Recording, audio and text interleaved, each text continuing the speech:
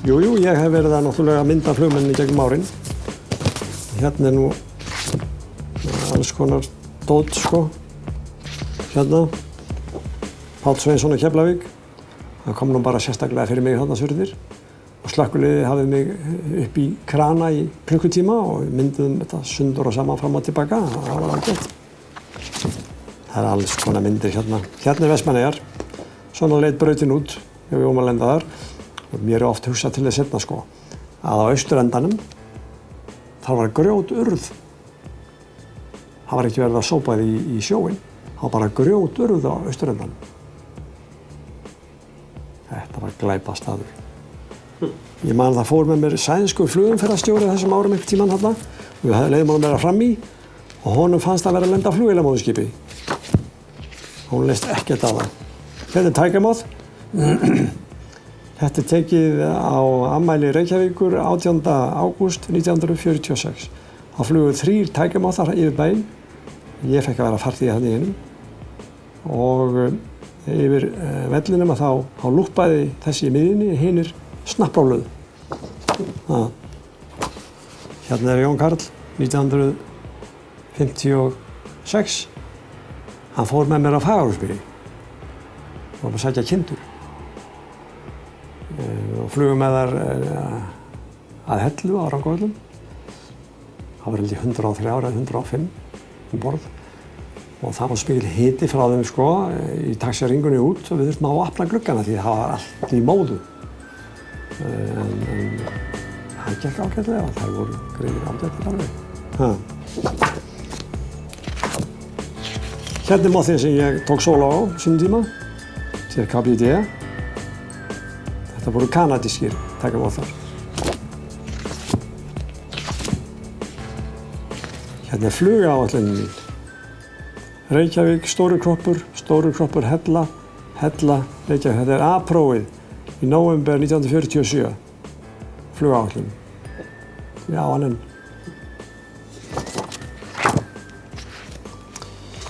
Hér er fyrsta flugvélin sem kom fljúgandi yfir hafið til Íslands. Þetta var 1924 í ágúst. Þá komu 2 bandaríkjamenn fóru í heimsflug. Og 4 flugvélar lögðu á stað vesturum, sko, til Alaska og vesturum. Og síðan voru 3 eftir í Evrópu og 3 leggja á staði til Íslands. Ein lendir á sjónum einhvers staðar við Færeyjar eða Orkneyjar, ég man nú ekki. Og 2 koma áfram og þetta er önnur þeirra. Þetta var Nelson sem hingað flög fyrstur yfir hafið. Hérna er Lindberg, flugvél Lindbergs á Eskifirði, 1933. Lindberg kom á vegum Pan American og í gegnum Labrador og Grænland og til Íslands og var hér í marga daga í Reykjavík, sumarið 1933. Og fer svo til Eskifjarðar og gisti þar innan nótt. Og þarna er mynd af flugvélina hans á Eskifirði. Svo fór hann til, held ég, Færeyja og áfram.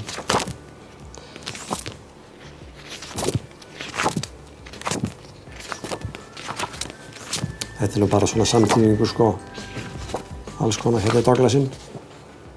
Þetta er Glófaxi. Ég var alltaf að elta þá, Douglassana, til að mynda þá. Það var mjög spennandi og rosalega gaman. Og þetta voru ofboðslega góðar flugvélar, alveg ofsalega. Og það var góður skóli að fljúga þeim hérna innanlands. Bíddu nú við. Hér er Balbo. Sá ítalski sem kom hingað á 24 flugbátum. Hér er mynd frá Hornafirði.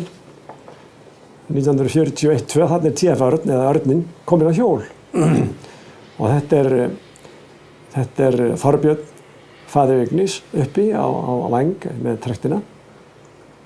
Og Sigurður Ólafsson, sem var okkar umboðsmaður alla tíð, hann er þarna við tunnuna. Og svo Siggi Jóns, Sigurður Jónsson, hann tæfi flugskírteinis númer 1. Hann er hér. Mér sýnist að vera með fallíf. Er það ekki? Já. Hérna vorum við að flytja kindurnar á Fagurhólsmýri á sínum tíma, 1956. Það eru örvæingarnir sem halda á þeim.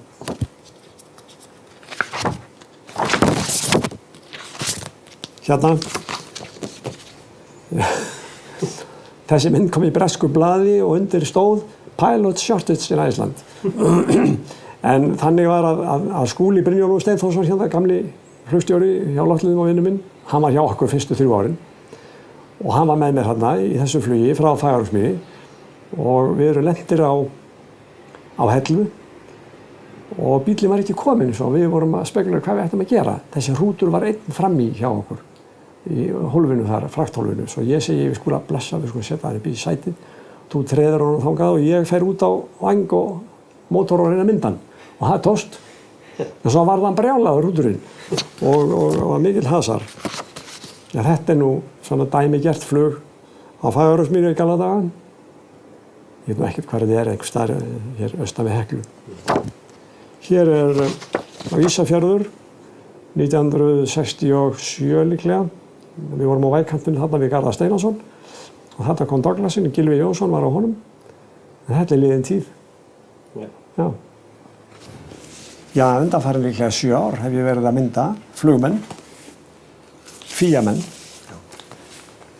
Og það upp í FÍA núna svona albúm, ætli sé ekki upp undir 2000 svona myndir af flugmönnum og flugvélum, bæði gamlar og nýjar. Hérna eru til dæmis þetta nýjasta sem ég var að gera. Þetta eru kennararnir hjá Flugskóla Íslands. Ég á þetta að texta þetta. Og hér einn af kennarunum. Og hér annar. En þetta eru myndirnar sem ég að taka og fyrir félagið. Þessar flugvélar 2, Dragon Rapid, voru keyptar flungu nýjar frá Bretlandi 1944. Og Emmi kom fyrst og síðan ég svo. Og 1945 óið í Síldarleit fyrir norðanland. Fer frá Melgerðismönnum snemma morguns í ágúst. Það var þokuloft úti fyrir og lélegt skyggni og þeir bara viltust eða sem sagt sá ekki hvergi til lands og endi með því að þeir lentu bara á sjónum hjá sænskum síldarbáti til þess að bara bjarga lífinu. Og hún fór þar í hafið. Þessi var aftur á móti fljúgandi, eiginlega rétt fram yfir 50. Það var nýbúið að klæða hana og það var búið að breyta á henni litnum.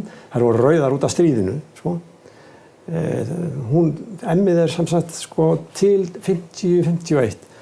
Það var nýbúið að klæða hana og hún var í lagi en það var hún dæmd ónýt og það var henni bara fleygt. Já, svo einhverju drasli. En Jóhannes prufuflaug þeim báðum þegar það komu nýjar og hann sagðist að hafa lúppað óðinu 3 sinnum yfir Reykjavík í testfluginu og sagði svo við mig að Örn var nefnilega í Ameríku. Já, svona svo það var öll óhætt. Ég flaug í þessum vélum, það var mjög gott að fljúga þeim fyrir farþega. Þær voru svo hljóðlátar og þær voru svona nettir stólar, gráir, leðurstólar í þeim. En þær báru nú ekki nema 6 farþega, það voru 8 sæti í þeim en það báru þannig svona valla. Þetta voru bara 200 hestafl hvor hreyfill og þetta var ekki nokkurt afl í þessu og þær voru frekar mjóum dekkjum þannig að þeir notuðu þær eiginlega ekkert á eigistæði á túni þar. Þær voru á Melgerðismönnum og Hornafirði. Og Hornafirði voru líka í vandræðum út af það var svo gljúpur sandurinn og þær hafði enga orku sko þessar vélar. En þær voru sem keyptar í stríðinu, glænýjar frá Bretlandi. Það þótti dálítið merkilegt að það skyldi takast. Já. Sko, ég búinn að láta teikna 18 flugvélar íslenskar. Þær eru hérna fyrir 18. Flestar þeirra. Þetta er Vakko, sem sagt flugfélags Akureyrar, sem keypt var 1938. Agnar Kúfu Hansen, sem var nú mikill eldhugi og vann nú í íslenskum flugmálum síðar ómetanlegt gagn með sinni, sko, bara sínu mikla krafti. Hann fór norður til Akureyrar og fekk Vilhjálm Þór og Akureyringa þar, Guðmund Karl Pétursson, yfirlækni og Kristjána BSA til þess að stofna flugfélag. Og hann fer norður vorið 1937. Og þeir ákveða að stofna flugfélag og kaupa flugvél, Waco-flugvél. Agnar hafði kynnst Waco-flugvélunum í Noregi. Hann fór til Noregs og kynnti sem þar bæði hjá Widerøe og eins hjá Vestlandske flugselskap hérna. Og þeir voru með Waco-flugvélar bæði á sjó og skíðum. Og svo það varð úr að Agnar vildi kaupa Waco-flugvél og það reyndist mjög vel. Og þetta TF-Örn sem kemur síðan til Akureyrar 2. maí á reyndar afmælisdaginn minn 1938. Ég man í barnaskólanum að þá sagði einn bekkjarfélaginn okkar Gunnar Guðjónsson, vinur minn sem rekur Honda, gamlir. Hann sagði að nýja flugvélin kæmi afmælisdaginn sinn sem 2. apríl. Já, við hlustuðum á það. En svo kom hún á mínum afmælisdegi. En þessi breski listamaður sem heitir Wilfred Hardy og nú mjög þekktur og reyndur, hann teiknaði þessa flugvél og ég bað hann að setja, Akureyri þarna eins og hún var á þessum árum, 37-8. Ég bað hann að setja þessi 2 skip hérna. Þetta eru það sem við köllum listiskip á þessum árum. Þetta Brest, hét Arondor og Star, þetta þýskt og hét General von Steuben. Og þessi skip voru bæði skotin í kaf í stríðinu.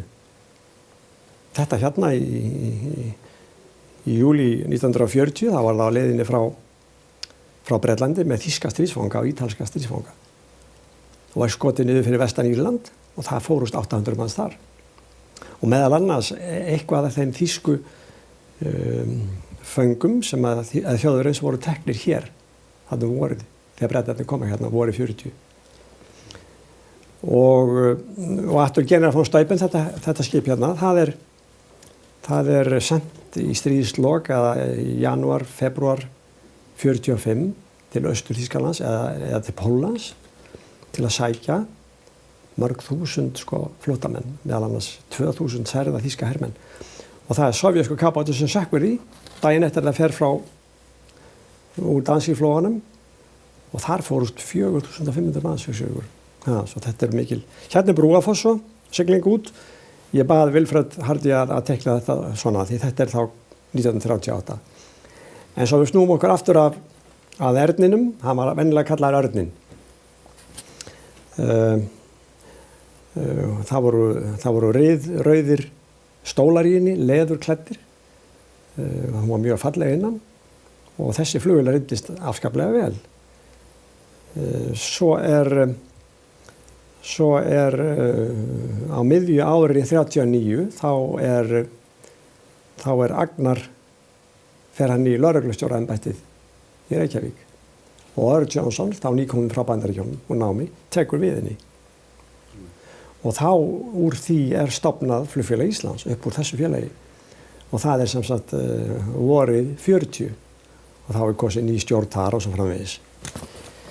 Og Örn síðan er annar flugmaður og Sigurður Jónsson er hinn flugmaðurinn sem er þá hjá flugfélaginu 1940. Þá var keypt önnur Waco-flugvél, TF-SGL eða Haförnin, hún er nú hérna einhvers staðar. Ekki hér, ég man ekki hvað hún er. Og hún er sett þá á flottinn en þessi fór á hjól. Svo vorið 42 þá ferst þessi flugvél á Reykjavíkurflugvelli, var verið að byggja flugvellin, nýbúið að byggja. Hún steyptist þar til jarðar í flugtaki. En hinn Waco-flugvélin sem að ég sagði frá, hún er til þangað til 43 í desember. Þá vorið 43, þá er ráðinn Björn Eiríksson sem var með skírteini númer 2. Hann tekur við þeirri Waco-flugvél vegna þess að Örn var þá að fljúga Beechcraft-flugvélinni sem kom 42, árið áður. Og Björn Eiríksson flýgur þessari Waco-flugvél í 42 og 43 og hún kollsteypist á Hornafirði í desember 43 og eyðilagst. Og Hornfirðingarnir sögðu mér söguna. Ég held hún sé nú ekki alveg sönn en það voru 3 sjúklingar sem að Björn var að sækja, Björn Eiríksson. Það var ófrísk kona og í flugtækinu fór hann upp á Sandrif og vélinni hvolfdi. Og barnið snerist, barnið sneri öfugt í þessari konu. Þannig að hún þurfti að fara suður. En við veltuna, þá snerist barnið við, svo hún þurfti ekki að fara suður. Þetta segja Oddfirðingar. Svo voru 2 karlmenn borð. Annar var með kýli á einhverjum stað og það sprakk þannig að hann þurfti ekki að fara suður.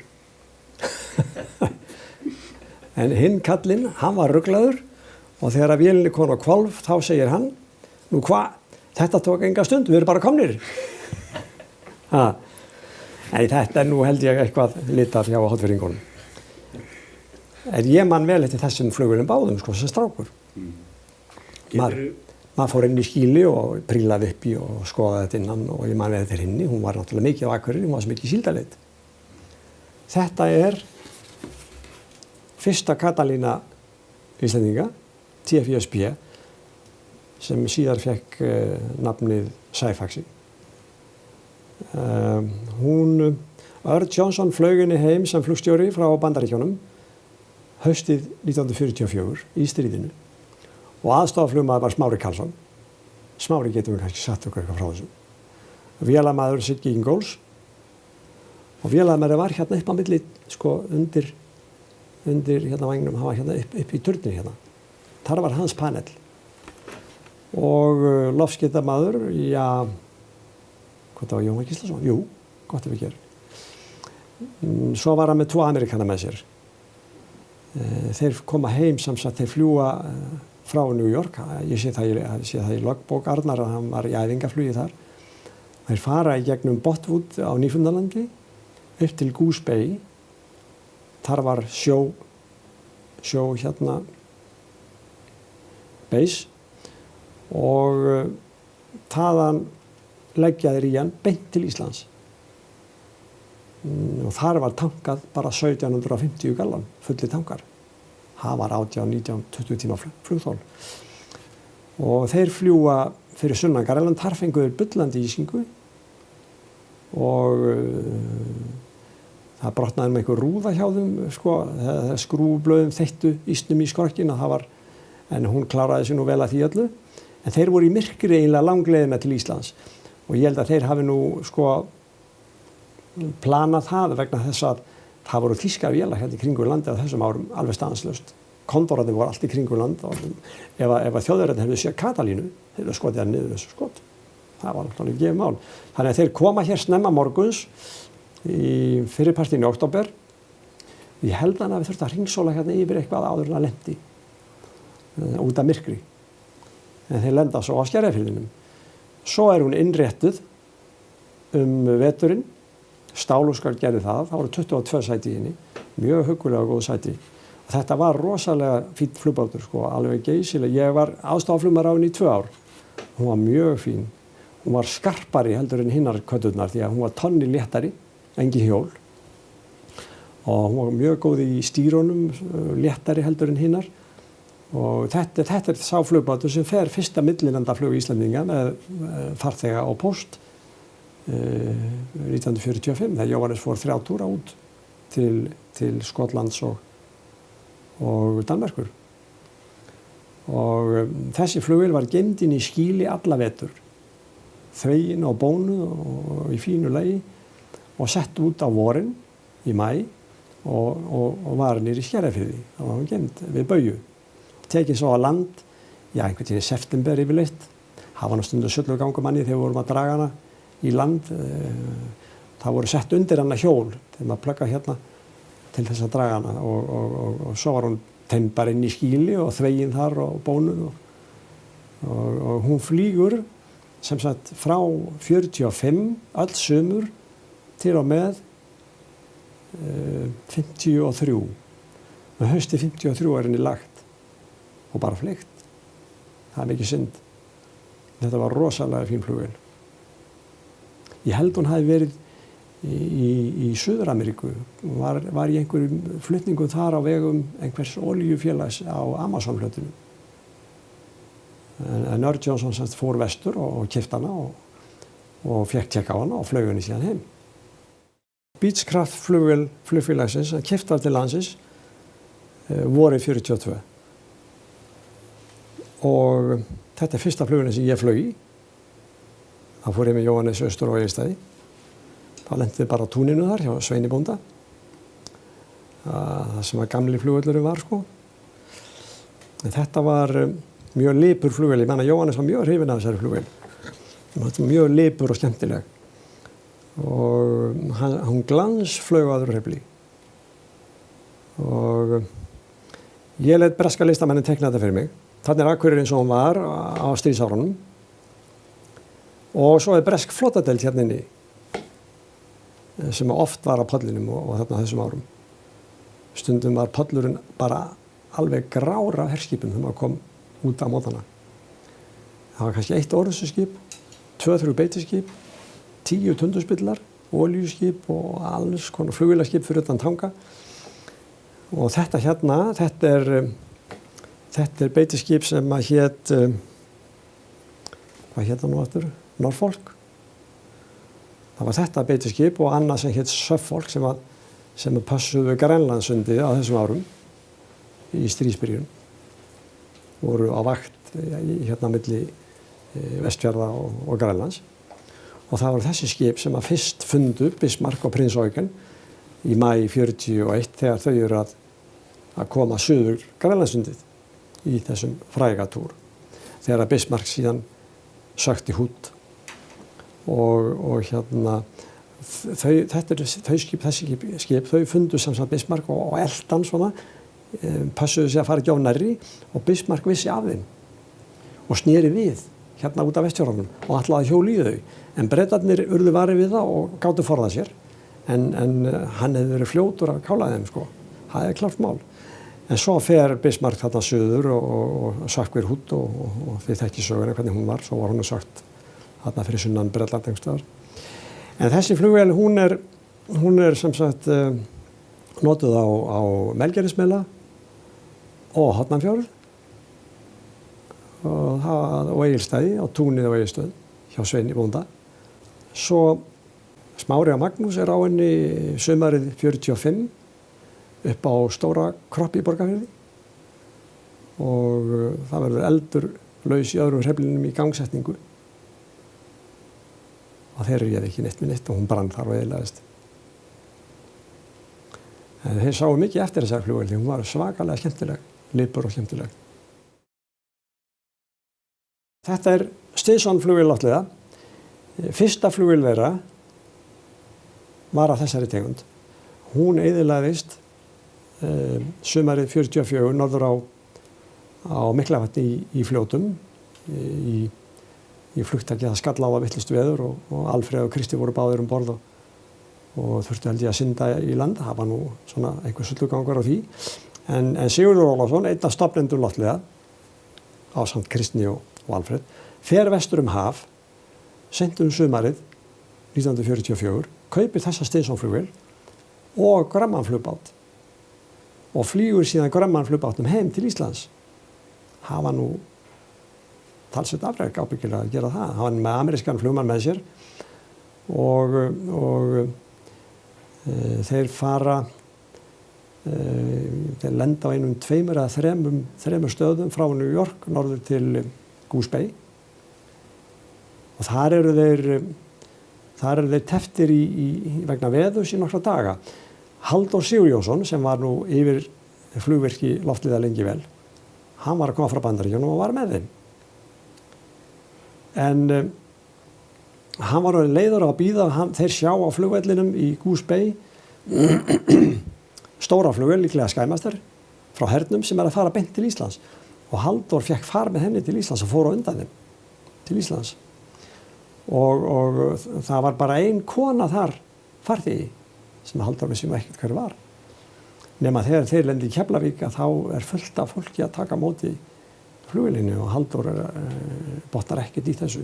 Þá var þetta Marlene Dietrich, heimsfræga söngkona þýska, sem var að koma hingað til þess að skemmta hermönnum.